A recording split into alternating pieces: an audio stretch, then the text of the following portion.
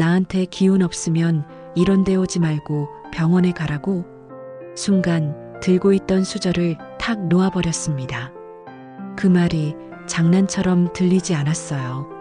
딱 봐도 진심이었습니다.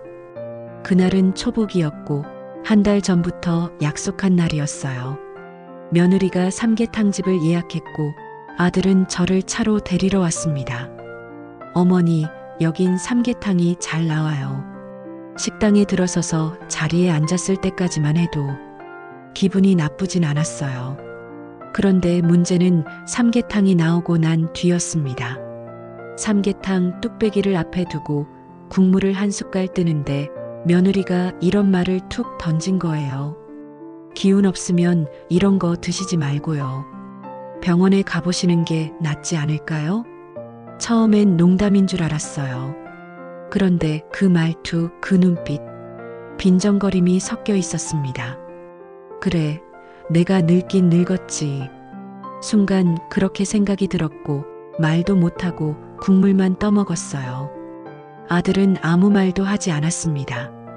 그냥 고개 숙이고 닭다리 뜯기에만 열중이더군요. 그날 식사 자리는 조용했습니다. 아니, 어색했습니다. 기운 차리라고 먹는 삼계탕인데 차라리 집에서 혼자 끓여 먹을 걸 그랬어요. 식사 후 계산을 마치고 나와 차에 타는 길, 며느리는 벌써 핸드폰만 들여다보고 있더군요. 어머니, 괜찮으세요? 그때 아들이 물었어요. 응, 괜찮아. 뭐가? 애써 웃으며 말했죠.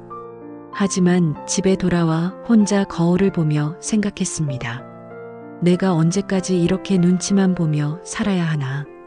그리고 그날 밤 저는 평소보다 일찍 잠자리에 누웠습니다. 몸이 피곤해서가 아니라 마음이 너무 지쳐서 그랬어요. 삼계탕을 먹으면서도 목이 메어 국물이 넘어가질 않더니 잠도 잘 오질 않더군요. 그날 이후로 며느리의 말이 계속 귀에 맴돌았습니다. 기운 없으면 삼계탕 드시지 말고 병원에 가라고. 다음 날 아침 저는 평소보다 더 일찍 일어났습니다. 그리고 마음을 단단히 먹었어요. 착한 시어머니는 이제 그만두자. 사람이 너무 물러터지면 결국 밟히게 돼 있다는 걸 절실히 느꼈거든요. 그날 저녁 며느리에게 전화를 걸었습니다. 예, 나 너한테 할 말이 좀 있다. 며느리는 대수롭지 않게 받았지만 제 목소리가 예사롭지 않다는 걸 느꼈는지 곧바로 조용해졌습니다. 삼계탕 먹으러 간 날 말이다. 너 그 말 진심이었니? 기운 없으면 병원에 가라고? 아, 어머니, 그게 그냥 한 말인데. 그냥 한 말이 아니라는 거 나도 안다. 너 요즘 나랑 있는 게 불편하지? 그러니까 그렇게 말한 거잖니. 며느리는 잠깐 말을 멈췄습니다. 그리고 대답 대신 한숨을 쉬더군요. 얘야, 나는 너희한테 부담 주고 싶지 않아. 그런데 나도 사람이다. 감정이 있고 마음이 있어. 그날 그 말에 많이 속상했어. 그냥 넘어가지 않으려고. 조용히 하지만 분명하게 말했습니다. 며느리는 당황했는지 죄송해요, 어머니. 그런 뜻 아니었어요. 하며 수습하려 했지만 이미 제 마음은 다친 상태였습니다. 그날 밤 저는 오랜만에 일기장에 글을 썼습니다. 며느리의 말 한마디가 이렇게 사람을 흔들 수 있다니. 이젠 나도 나를 지켜야겠다. 다음 날 아침 저는 아들에게 문자를 보냈습니다. 오늘 저녁에 둘 다 집에 있어? 할 얘기가 좀 있다. 아들에겐 미안했지만 이제는 내 입장도 말해야겠다고 생각했어요. 그리고 약속한 저녁 시간 며느리와 아들이 식탁에 마주 앉았습니다. 나 너희 집에 당분간 가지 않으려고 한다. 제가 먼저 입을 열었습니다. 며느리는 잠깐 놀란 눈치였지만 이내 담담한 표정을 지었어요. 그동안 고마웠고 불편했다면 미안하다. 하지만 나도 이제 나를 좀 아끼려 한다. 아들은 아무 말 없이 고개를 숙였고 며느리는 조용히 고개를 끄덕였습니다. 그날 밤 제 마음은 한결 가벼워졌습니다. 사람은요, 늙었다고 무시당해선 안 됩니다. 나이 들었다고 감정이 없는 것도 아닙니다. 이제라도 저는 저를 지키기 위한 작은 용기를 낸 겁니다. 2부. 며칠을 고민했어요. 전화해서 따지듯 말을 해야 하나, 아니면 조용히 거리를 둬야 하나. 그런데 말이에요. 그렇게 가슴속에 쌓인 말을 꾹꾹 눌러 담고만 있으니까 오히려 내가 병이 나겠더라고요. 그래서 용기 냈습니다. 며느리에게 다시 연락을 했어요. 이번엔 전화가 아니라 만남이었어요. 마주 앉아 눈을 보고 얘기하고 싶었거든요. 얘야, 주말에 시간 좀 내줄래? 나 너랑 차 한잔하고 싶어서 그래. 잠깐 침묵이 흐르더니 며느리가 그러더군요. 네, 그럼 집 근처 카페로 오세요. 주말 오후 나는 며느리와 마주 앉았습니다. 창가 자리에 앉아 커피를 마시는데 그 순간에도 며느리는 핸드폰을 내려놓지 않더군요. 그래도 참았어요. 오늘은 감정 싸움이 아니라 내 마음을 전달하러 온 거니까요. 예, 그날 너한테 들은 말이 계속 머릿속을 맴돌더라. 네, 삼계탕 먹을 때 기운 없으면 병원 가시라고 했잖니. 그 말이 말이야, 그냥 농담으로 넘기기엔 너무 따가웠어. 며느리는 당황한 듯 눈을 크게 떴어요. 그게요, 제가 진짜 그런 뜻으로 말한 건 아닌데 그냥 편하게 말한 건데요. 편하게? 너한테 그 말이 편했니? 내가 딱 잘라 말했어요. 너도 내 엄마한테 그렇게 말할 수 있어? 기운 없으면 병원이나 가보시라고? 그 말에 며느리 얼굴이 굳더군요. 어머니, 그런 식으로 몰아가시면 저도 좀 기분이 별로예요. 몰아가는 게 아니야. 그냥 그날 내가 받은 상처를 말하는 거야. 나는 너희에게 짐이 되기 싫었고 그래서 조심스러웠는데 내 말 한마디가 날 그냥 늙은이로 만들어버리더라. 순간 며느리 입술이 달싹였지만 아무 말도 하지 못했어요. 나는 말이다. 내가 삼계탕 먹으러 가자고 할 때 얼마나 고마웠는지 몰라. 그런데 내 한마디에 그 고마움이 눈 녹듯이 사라지더라. 그거 참 슬픈 일 아니니? 그제야 며느리 눈빛이 흔들리기 시작했습니다. 어머니, 죄송해요. 제가 생각이 짧았어요. 그 말에 나는 커피를 한 모금 마시고 말을 이었습니다. 나는 내가 미워서 이런 말하는 거 아니야. 앞으로 서로 얼굴 보고 살아야 하는 사이인데 너도 나를 하나의 사람으로 대해줬으면 해. 나이 든 여자, 아픈 노인, 그냥 그런 존재가 아니라 내 남편의 어머니이고 너한테는 시어머니인 내가 하나의 사람으로 보였으면 좋겠어. 그 순간 며느리가 처음으로 핸드폰을 내려놓고 고개를 숙였습니다. 정말 죄송해요, 어머니. 저 다시 생각해 볼게요. 그 말이 진심인지 아닌지는 잘 모르겠어요. 하지만 나는 말했습니다. 너무 늦지 않게 내 진심이 느껴졌으면 좋겠다. 그렇게 자리를 마치고 집으로 돌아오는데 한편으론 시원했고 한편으론 허전했습니다. 내가 이렇게까지 말해야만 내 존재가 인정받는 걸까? 그런 생각도 들었지요. 그날 밤 저는 내 방에 혼자 앉아 앨범을 꺼냈습니다. 젊었을 때 아들과 함께 찍은 사진들.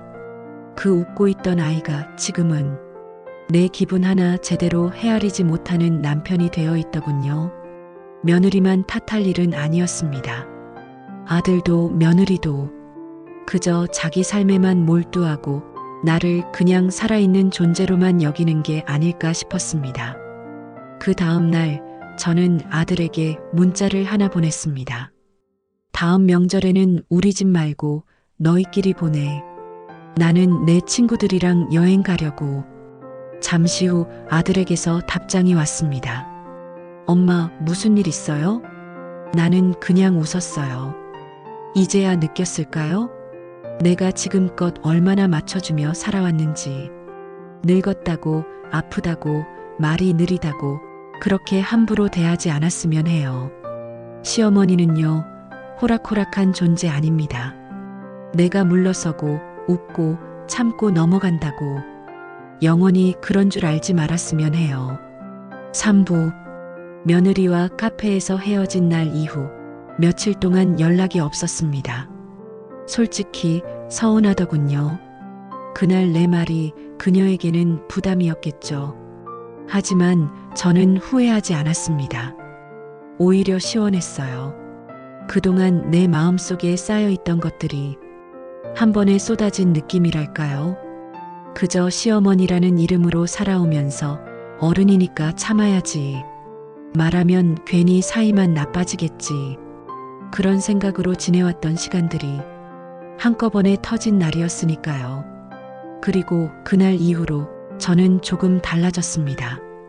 이젠 아들 내외 눈치를 보며 살지 않기로 했어요. 아들 집에 가서 청소나 밥 해주는 일도 그만두기로 했습니다. 며느리 생일이라고 선물 챙겨주는 것도 명절 때마다 먼저 연락해 뭐 도와줄까? 묻는 것도 이제 하지 않기로 마음먹었어요. 내가 했던 모든 것들이 고맙다는 말 한마디 없이 당연한 일로 여겨졌을 때의 씁쓸함을 더는 안고 싶지 않았거든요. 그렇게 저는 나를 위한 시간을 만들기 시작했습니다. 마침 동네 주민센터에서 요가 수업이 있다는 걸 보고 등록했고 친구들과 주말마다 근처 산책도 나가기 시작했어요. 한 번은 친구들과 국립공원 근처로 버스 여행을 다녀왔는데 푸른 산을 보며 숨을 크게 들이쉬는 순간 눈물이 핑 돌더군요. 그래, 나도 이런 시간을 가질 수 있는 사람이었지. 그 순간 내가 얼마나 오랜 시간 누군가의 시어머니로만 살아왔는지 처절하게 느껴졌어요. 그리고 어느 날 오후 늦게 집에 있는데 초인종이 울렸습니다. 누군가 싶어 문을 열었더니 며느리와 아들이 서 있더군요. 어머니, 잠깐 들어가도 될까요? 말은 그렇게 했지만 그들의 표정은 이미 할 말이 많다는 얼굴이었습니다. 거실에 마주 앉은 세 사람. 묘하게 정적이 흐르더군요. 먼저 입을 연 건 아들이었습니다. 엄마 미안해. 며칠 동안 엄마 생각 많이 했어요. 그 말에 나는 괜히 눈시울이 붉어졌습니다. 하지만 금세 고개를 들었어요. 약해 보이고 싶진 않았거든요. 며느리도 엄마한테 죄송하다고 말하고 싶대요. 그제야 며느리가 조심스럽게 말을 꺼냈습니다. 어머니, 그날 제가 했던 말 다시 생각해 보니까 진짜 무례했더라고요. 그땐 몰랐어요. 그냥 대화하듯 가볍게 했던 말이 어머니한테 그렇게 상처가 될 줄은. 나는 가만히 며느리를 바라봤어요. 솔직히 그 말이 전부 진심이었는지는 모르겠어요. 하지만 눈빛만큼은 그전과는 달랐습니다. 얘야, 나는 내가 미워서 말한 게 아니야. 너희 부부 사이에 끼고 싶지도 않고, 다만 나도 감정이 있는 사람이라는 걸 조금만 알아줬으면 했던 거야. 며느리는 고개를 끄덕였고 아들은 옆에서 제 손을 가볍게 잡았습니다. 엄마, 앞으로는 그런 일 없을 거야. 엄마 마음 더 많이 생각할게. 그 말에 나도 조심스럽게 웃음을 지었습니다. 그래, 앞으로는 서로 조금씩만 노력하자. 나도 완벽한 시어머니는 아니니까. 그날 오랜만에 셋이 함께 차를 마셨고 아들은 자꾸만 내 잔에 물을 따라주며 웃었습니다. 그 모습을 보니 그래도 가족이구나 싶더군요. 며칠 후 며느리에게서 문자가 왔습니다. 어머니, 주말에 시간 되세요? 삼계탕 다시 한번 같이 먹으러 가요. 그 문장을 보고 한참 동안 핸드폰을 들여다봤습니다. 정말 별일 아닌 문자일 수도 있지만 그 안엔 사과와 배려, 그리고 작은 변화가 담겨 있었습니다. 이번엔 기꺼이 응해볼까 싶더군요. 그리고 나는 다시 내 일기장에 글을 남겼습니다. 나는 누군가의 어머니이기 전에 한 사람으로 살아가고 싶다. 이제라도 그렇게 살아보자. 이제는 압니다. 우리는 나이를 먹으며 사람들에게 점점 투명한 존재가 되지요. 누가 먼저 챙겨주지 않으면 내 감정은 쉽게 지워지고 내 존재는 조용히 있어주는 어른으로 정리됩니다. 하지만 그게 전부는 아니라고 말하고 싶어요. 우리도 웃고 속상하고 외롭고 기분 나쁜 감정이 분명히 있습니다. 그리고 그 감정에 대해 말할 권리도 있습니다. 그걸 표현하는 것, 그걸 지키는 것, 그게 늙지 않고 사는 비결 아닐까요? 그날 이후로 저는 더 이상 눈치 보며 살지 않습니다. 말할 땐 말하고, 아플 땐 아프다고 말하고, 기분이 상하면 그 이유를 말합니다. 그게 진짜 어른이 되는 길이니까요. 그리고 언젠가 며느리가 나이 들어 누군가의 시어머니가 되었을 때 그녀도 오늘 내 마음을 조금은 이해해 주길 바랍니다. 그때는 그녀가 후회하지 않길 바라며